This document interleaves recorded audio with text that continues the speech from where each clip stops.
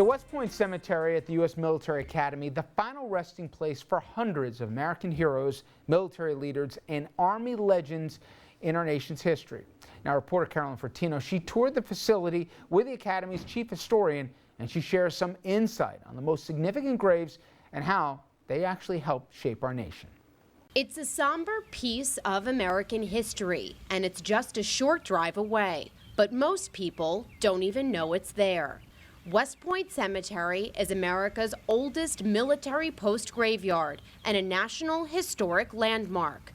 Located within the gates of the United States Military Academy, the cemetery has served as the final resting place for graduates of the Long Gray Line from as far back as the Revolutionary War. You can also find the graves of recently deceased soldiers who gave their lives fighting for their country in places like Afghanistan and Iraq. It is technically a post cemetery.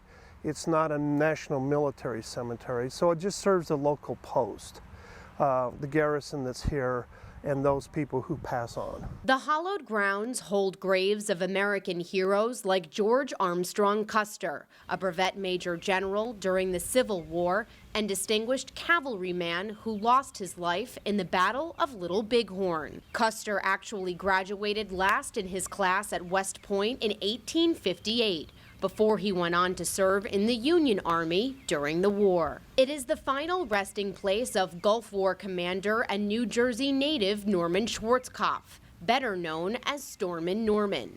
Schwarzkopf was a highly decorated Vietnam veteran who went on to lead coalition forces in the first Persian Gulf conflict. The grave of Norman's father, Herbert Norman Schwarzkopf Sr., is also here. The first New Jersey State Police Superintendent, a Major General in World Wars I and II, and recipient of a Purple Heart. 17 recipients of the Medal of Honor are also buried at the cemetery, the highest award that can be given to any soldier. But it's the rows of graves of unknown soldiers that give the cemetery its quiet dignity. In war, it's quite a tragedy because even though we've done our best, and we've done very well in the last 2 or 3 conflicts with dog tags, identification tags, and taking copies of x-rays of teeth and so on. DNA has helped us also, but we didn't have that technology. So sadly, we have 60 or so graves here that are unknown. But not all the graves at the West Point Cemetery are uniform. The headstone of national championship winning football coach Earl Blake is shaped like a football ready for kickoff. Egbert Viele, a Civil War veteran,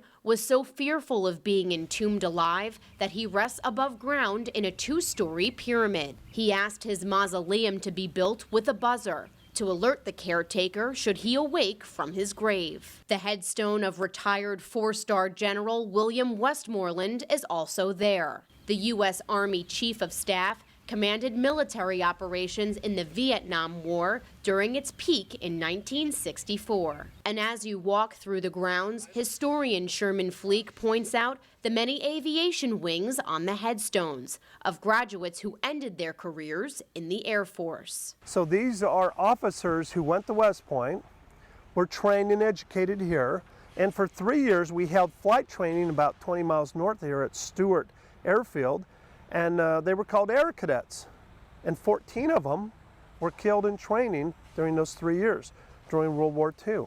Before its designation as a military cemetery in 1817, the grounds were used by local residents for grave sites of fallen soldiers. West Point's Association of Graduates has begun building a columbarium wall, which will eventually hold 6,000 niches.